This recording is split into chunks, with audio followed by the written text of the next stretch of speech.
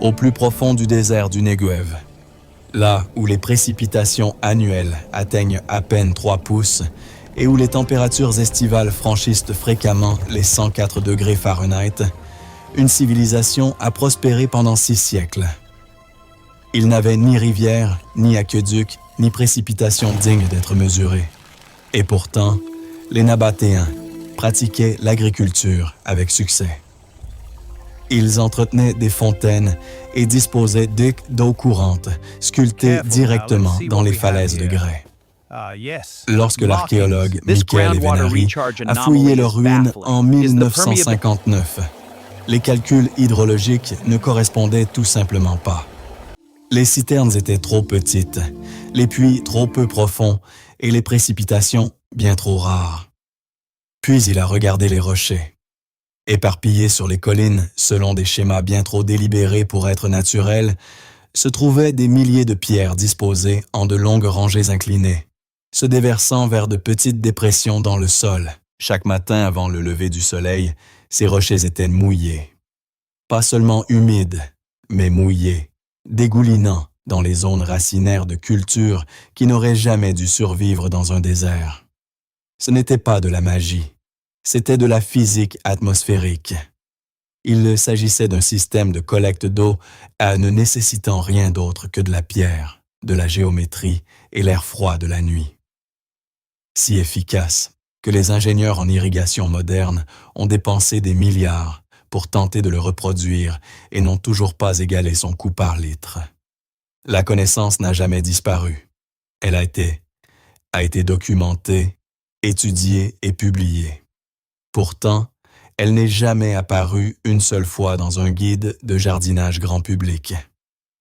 Vous allez découvrir exactement pourquoi. Et qui s'assure que vous ne le sachiez jamais.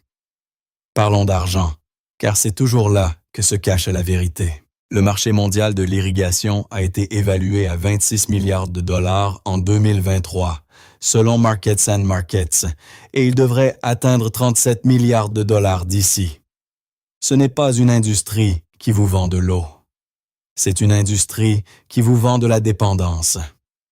Chaque ligne de goutte à goutte, chaque capteur intelligent et chaque contrôleur de vanne connecté en Wi-Fi existe au sein d'un système conçu autour d'une hypothèse centrale, que vous ne pouvez pas gérer l'eau sans leurs produits. Mais cela va plus loin que l'irrigation. Le marché mondial de l'eau en bouteille a atteint 300 milliards de dollars en la filtration et la purification de l'eau domestique ont ajouté 45 milliards de dollars supplémentaires. Nous vivons à l'intérieur d'un écosystème de 370 milliards de dollars construit sur le principe que l'eau est quelque chose que l'on achète et non quelque chose que l'on récolte. Au centre de cet écosystème, une technologie de pierre vieille de 2200 ans repose discrètement dans des revues archéologiques, évaluée par des pairs et validée, sans jamais apparaître une seule fois dans le catalogue de produits d'une seule entreprise de l'un de ces 3 marchés. Demandez-vous pourquoi un générateur d'eau atmosphérique commercial, une machine qui extrait l'humidité de l'air, coûte entre 200 et 800 dollars au détail. Demandez-vous ensuite pourquoi un système construit avec 12 dollars de gravier et un placement géométrique peut accomplir une fonction comparable en utilisant uniquement la physique et la chute de température d'une nuit de désert. L'écart entre ces deux prix n'est pas dû à l'ingénierie ou à l'innovation. C'est de la protection de marge. Une étude de 2020 de l'université Ben Gurion du Negev a reconstitué des pièges arrosés nabatéens dans des conditions contrôlées et a enregistré entre 10 et 25 litres d'eau par mètre carré et par mois, dans des conditions désertiques, sans précipitation, sans électricité et sans pièces mobiles. Ces données existent et sont publiées depuis des années. Pourtant, l'industrie de l'irrigation de 26 milliards de dollars ne les a jamais citées une seule fois dans un contexte destiné au public. Ce n'est pas un accident, c'est une décision. Et la prochaine chose que vous devez comprendre est à quel point cette décision est ancienne, car les Nabatéens n'étaient pas les seuls à savoir. Les Nabatéens n'ont pas inventé cela. Et c'est la partie qui devrait vous troubler. Lorsque Michael Evenari a cartographié ces rangées de pierres à travers le Negev au début des années 1960, il ne découvrait pas la particularité d'une civilisation unique. Il reconnaissait un schéma qu'il avait vu documenté dans des cultures n'ayant jamais eu de contact entre elles. La même technologie, la même géométrie et la même récolte matinale d'humidité atmosphérique sont apparues séparées par des milliers de kilomètres et des centaines d'années. Dans les hautes terres du Pérou, les Incas ont construit des structures que les archéologues avaient initialement classées comme des terrasses agricoles, jusqu'à ce que des chercheurs de l'Université d'Innsbruck les réexaminent en 2014 et identifient une fonction secondaire.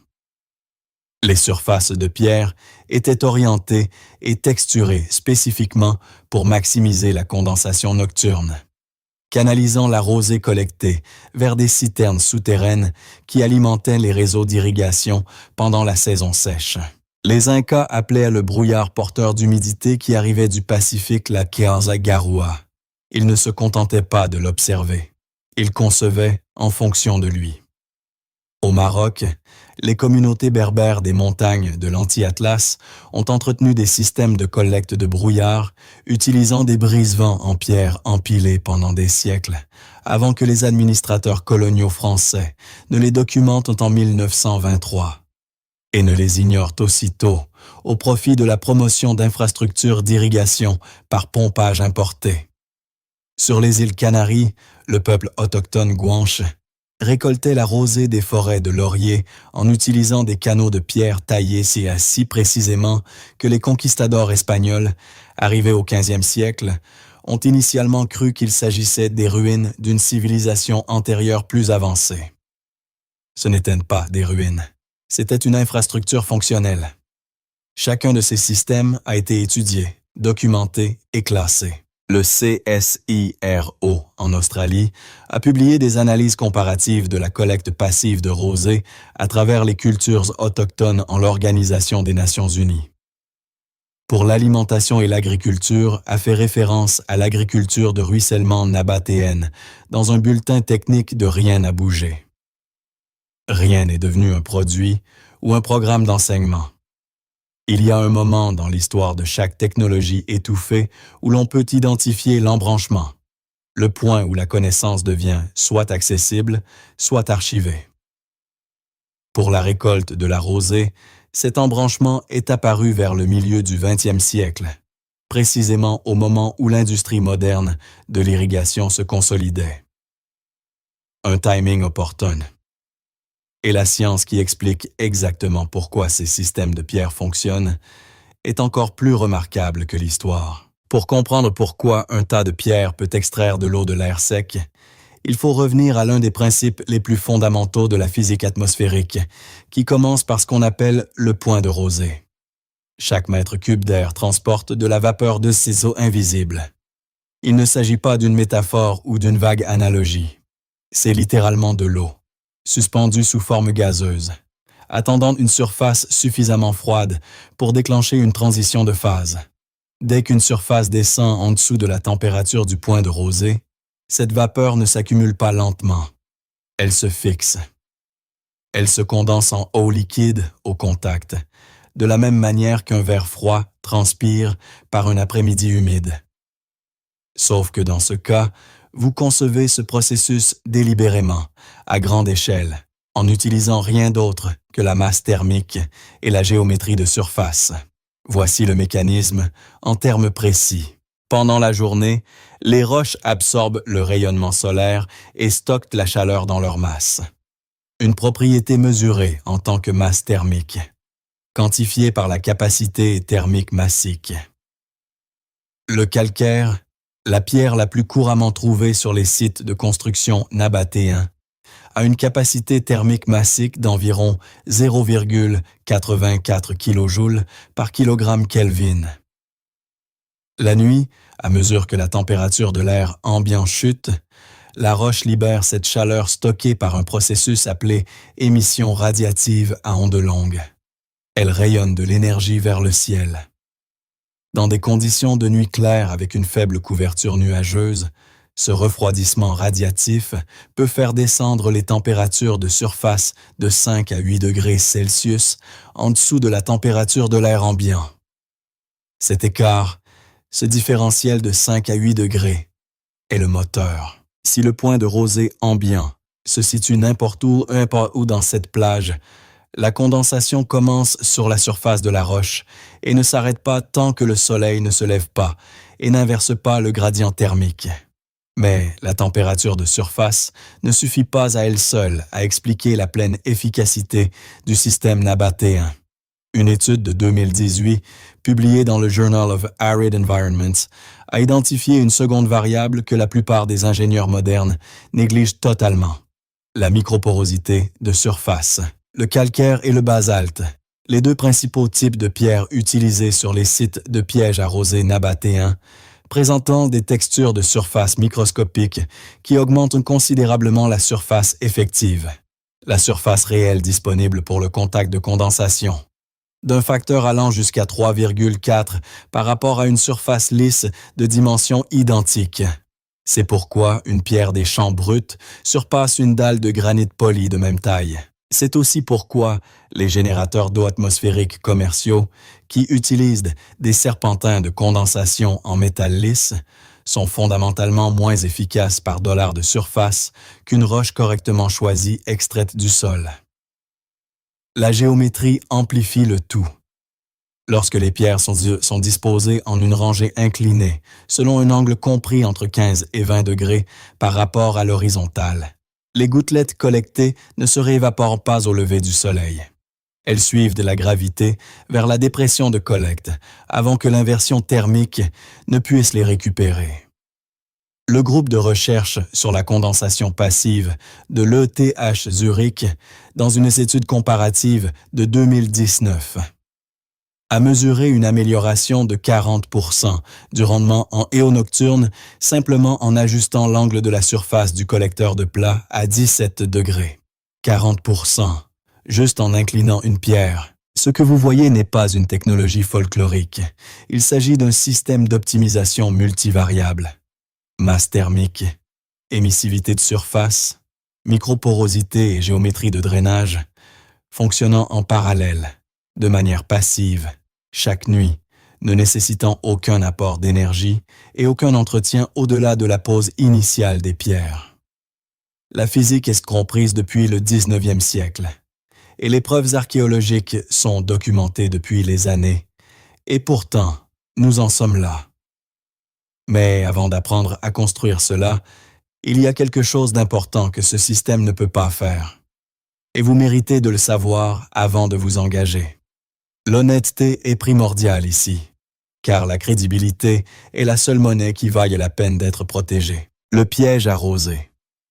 Nabatéen n'est pas un système miracle et quiconque vous dit qu'il remplacera votre approvisionnement en eau municipale vous vend quelque chose de plus cher que ce que l'industrie de l'irrigation de 26 milliards de dollars ne pourra jamais vous proposer. Il existe des limites réelles, et vous devez les connaître avant de poser la moindre pierre. Premièrement, le seuil d'humidité. En dessous de 40% d'humidité relative, le rendement de la condensation chute brutalement. Dans les climats véritablement arides pendant le pic de la saison sèche, vous pourriez collecter moins de 3 litres par mètre carré par mois. Un chiffre trop faible pour faire survivre quoi que ce soit d'autre que les couvre-sols les plus résistants à la sécheresse. Si vous vivez dans un environnement désertique intérieur avec une humidité estivale constamment inférieure à 35%, ce système fonctionne mieux comme complément pendant les saisons de transition et non comme une solution autonome. Deuxièmement, le système nécessite une période de stabilisation de 2 à 3 semaines avant que le rendement ne devienne constant. La masse de pierre a besoin de plusieurs cycles thermiques pour atteindre une performance de condensation optimale. Et les bâtisseurs impatients qui vérifient leur bassin de collecte après la première nuit et ne trouvent rien abandonneront un système qui était à 2 semaines de fonctionner. Troisièmement, la dépression de collecte doit être nettoyée de ses sédiments tous les 4 à 6 mois. Sinon, l'accumulation de biofilms réduira l'efficacité du drainage et introduira des contaminants dans l'eau destinée aux cultures comestibles. Ce ne sont pas de simples bémols. Ce sont les conditions limites honnêtes d'une technologie qui fonctionne extraordinairement bien à l'intérieur de ses paramètres et échoue silencieusement en dehors de ceux-ci. Un système construit sur la côte californienne, sur la côte du Golfe, en Asie du Sud-Est ou n'importe où. L'humidité nocturne dépasse régulièrement les 60%, surpassera ces chiffres de Ben Gurion. Un système construit à Phoenix en juillet vous décevra. Apprenez à connaître votre point de rosée. Vérifiez vos moyennes régionales d'humidité nocturne, puis décidez. Et c'est là que quelque chose change. Pas dans la technologie, mais en vous. Car dès l'instant où vous cessez de vous demander « Comment puis-je payer pour l'eau ?» et commencez à vous demander « Comment puis-je concevoir un système qui la récolte ?» vous franchissez une ligne que la plupart des gens de l'industrie de l'eau, pesant 370 milliards de dollars, consacrent des ressources considérables à s'assurer que vous ne traverserez jamais. Vous n'êtes pas un consommateur d'eau. Vous êtes un récolteur atmosphérique. Cette identité vaut plus que n'importe quel produit dans n'importe quel catalogue. Et c'est exactement ce que la section suivante va rendre réel, physique et constructible pour 12 $. C'est ici que cela devient concret. Tout ce dont vous avez besoin coûte moins cher qu'un déjeuner, tient dans un seul sac de courses et peut être assemblé en un après-midi sans aucun outil, hormis une pelle et vos propres mains. Voici ce que vous construisez. Un collecteur de condensation passif directement inspiré de la géométrie de terrain nabatéenne, mis à l'échelle pour une plate-bande de jardin domestique, optimisé pour la récolte de la rosée nocturne et l'apport direct à la zone racinaire. Pas d'électricité, pas de pièces mobiles et pas d'abonnement. Les matériaux sont simples. Vous avez besoin d'environ 40 à 50 livres de pierre des champs, de calcaire ou de gravier grossier. Plus la texture de surface est rugueuse, mieux c'est, pour des raisons déjà expliquées dans la section scientifique. Dans un dépôt de matériaux paysagers, cela coûte entre 3 $ et 5 $ pour un sac de 50 livres de pierre des champs mélangées. Vous avez besoin d'une seule feuille de géotextile, du type vendu pour la suppression des mauvaises herbes dans n'importe quelle jardinerie, d'environ 3 pieds sur 4 pieds, coûtant environ 2 $. Vous avez besoin d'un bassin ou d'un seau en plastique de 20 litres, l'option la moins chère possible, environ 3 $. Vous avez besoin de 3 pieds de tubes flexibles d'un demi-pouce de diamètre pour relier la dépression de collecte à votre bassin, ce qui coûte 1 $ à 2 $ dans n'importe quelle quincaillerie. Facultatif, mais efficace. Une petite quantité de calcaire en poudre ou de carbonate de calcium, qui augmente la microporosité de surface sur les pierres dessinées à plus lisses lorsqu'il est saupoudré et qu'on le laisse durcir pendant 48 heures, coûtant environ 1 $ pour un sac d'une demi-livre. Total, au maximum, 12 $. Passons maintenant à la construction. Choisissez d'abord votre site et choisissez-le avec soin. Vous voulez un emplacement avec une exposition maximale au ciel. Pas de canopée d'arbres au-dessus de la tête et pas d'avant-toit, bloquant le refroidissement radiatif vers le haut qui anime tout le système. Le sol doit être naturellement en pente ou être aménagé pour s'incliner vers votre plate-bande. Les pentes exposées au nord dans l'hémisphère nord retiennent l'air froid plus longtemps le matin, prolongeant votre fenêtre de condensation de 20 à 40 minutes. Ce qui semble dérisoire jusqu'à ce que vous compreniez que la dernière heure avant l'aube est celle où le rendement de la rosée est le plus élevé. Le choix du site à lui seul peut expliquer une différence de performance de 30% entre deux constructions par ailleurs identiques. Creusez une tranchée peu profonde en travers de la pente, d'environ 8 pouces de profondeur et 18 pouces de largeur, orientée perpendiculairement à la brise nocturne dominante de votre région. Au point le plus bas de la tranchée, Positionnez votre bassin de collecte de sorte que son rebord soit au ras de la surface du sol environnant. Faites courir votre tube flexible de la sortie du bassin latéralement vers la zone racinaire de vos plantes. Enterrez-le à 4 pouces sous la surface pour que le collecté soit acheminé directement à la zone racinaire sans perte par évaporation en surface. Tapissez le fond de la tranchée avec votre géotextile, en dépassant le rebord du bassin de 3 pouces de chaque côté, pour filtrer les sédiments avant que l'eau n'entre dans le point de collecte. Maintenant, les pierres. Commencez à placer vos pierres des champs sur le géotextile en une seule couche chevauchante, en partant du bord amont de la tranchée et en descendant vers le bas. La variable critique ici est l'angle. Chaque pierre doit être inclinée entre 15 et 20 degrés par rapport à l'horizontale, le bord inférieur pointant vers le bas de la pente, en direction du bassin de collecte. C'est cette géométrie qui distingue un piège à rosée nabatéen d'un tas de pierres aléatoires. Cette inclinaison garantit que les gouttelettes condensées suivent la gravité, avant que le soleil du matin ne déclenche la réévaporation. Les pierres plates collectent la rosée et la perdent. Les pierres inclinées collectent la rosée et l'emmagasinent. Placez les pierres assez serrées pour que leurs bords se chevauchent, créant une surface continue sans interstice assez large pour un doigt. Cela maximise le chemin de condensation connecté de la surface de la pierre au point de collecte. Une fois votre couche de pierre taramatière terminée, reculez et regardez-la de côté.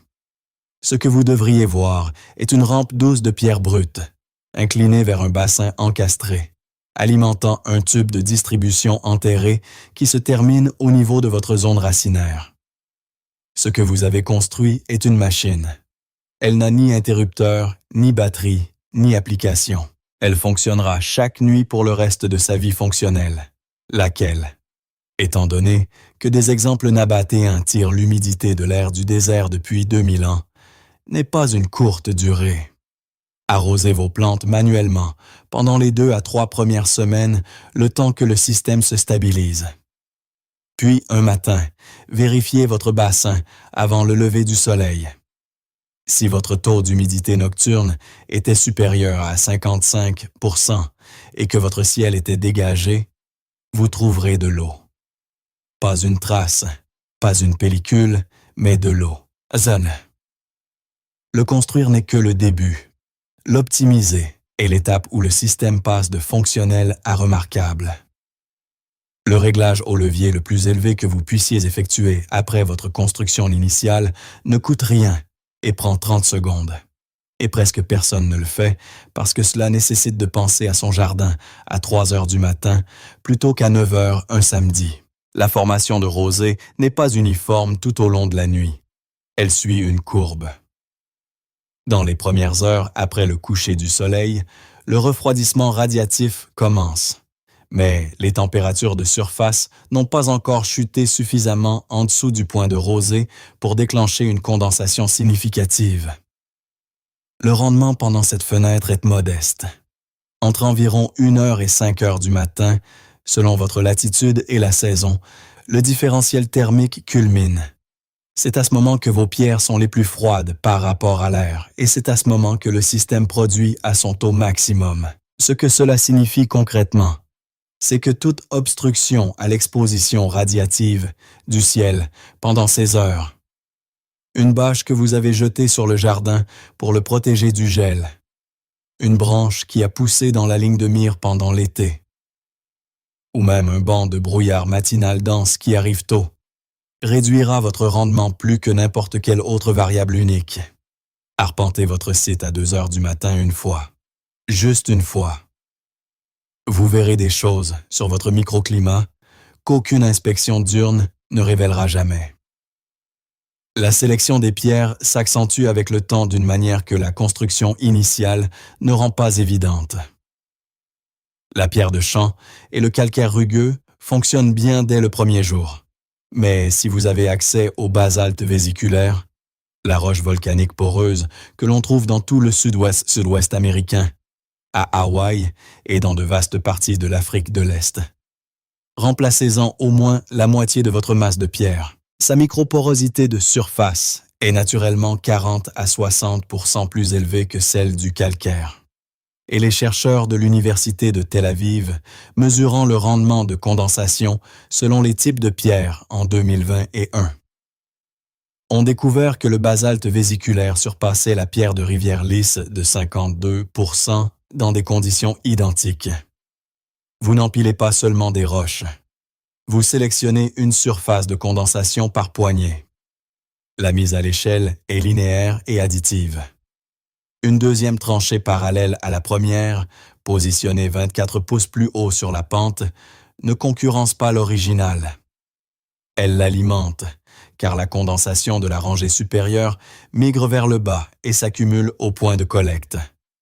3 rangées parallèles sur une modeste plate-bande de 6 pieds par 4 peuvent produire suffisamment de condensation nocturne pour compléter de manière significative l'irrigation des légumes, feuilles, des herbes et des légumes à racines peu profondes pendant toute une saison sèche. Les agriculteurs des parcelles des nabatéennes reconstruites de la station de recherche de Ramat Negev exploitent des versions à l'échelle de cette configuration exacte depuis 2015. Documentant des rendements constants au cours de saisons sèches consécutives sans aucun apport d'eau externe. Le système que vous avez construit est plus ancien que l'Empire romain, validé par l'hydrologie moderne, constructible pour $12 et invisible pour toutes les entreprises qui ont déjà essayé de vous vendre une solution au problème qu'il résout déjà. Ce n'est pas une coïncidence que vous devriez laisser passer sous silence. Voici ce que j'ai besoin que vous fassiez.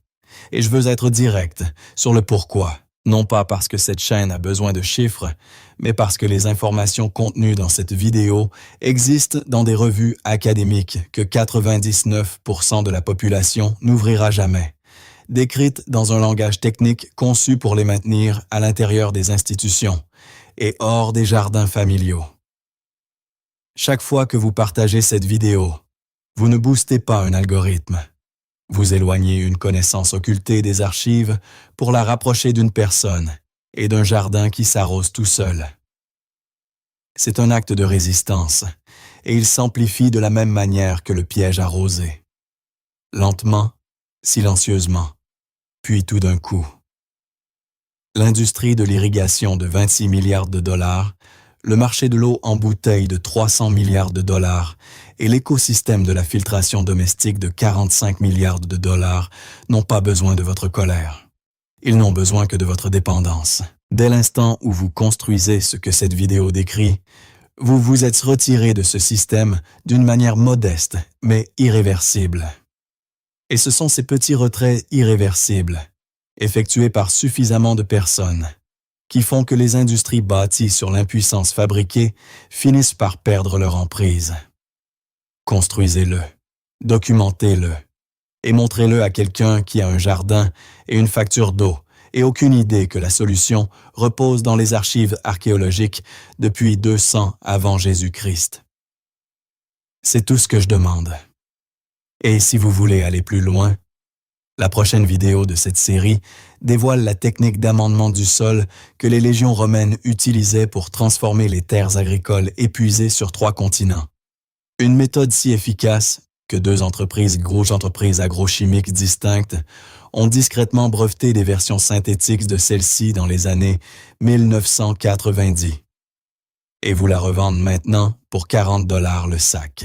La version originale ne coûte rien et prend 4 semaines. Cette vidéo sort prochainement. Ne la manquez pas. Si cette technologie ancienne change votre regard sur les pierres sur votre chemin, n'hésitez pas à vous abonner et à aimer la chaîne. Nous déterrons l'histoire qu'ils ont essayé d'enterrer. Commencez à récolter l'atmosphère et ensemencer l'avenir. Le prochain trésor de connaissances oublié sera bientôt révélé.